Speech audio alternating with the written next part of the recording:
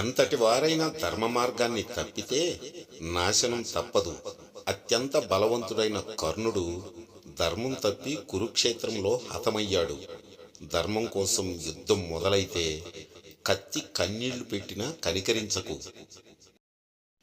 Blade చాలా షార్ప్గా ఉంటుంది, కానీ చెట్లను కత్తిరించలేదు. అదే గొడ్డలి చాలా స్ట్రాంగ్గా ఉంటుంది, కానీ వెంట్రుకలను కట్ చేయలేదు. దేని ప్రత్యేకత దానిదే. అలాగే ఎవరి టాలెంట్ వారికి ఉంటుంది. ఎవరిని తక్కువగా చూడకు. మనల్ని కని పెంచినందుకు అమ్మా నాన్నలకు మనం ఏం చేయాల్సిన పని లేదు. వాళ్ళకు ఉన్న మనశ్శాంతిని దూరం చేయకపోతే చాలు. అందుకనే నా వల్ల వాళ్ళు బాధపడకూడదు అని ఇంటికి దూరంగా ఉంటూ నాకు ఇష్టం లేకపోయినా ఈ కంపెనీలోనే పనిచేస్తున్నా.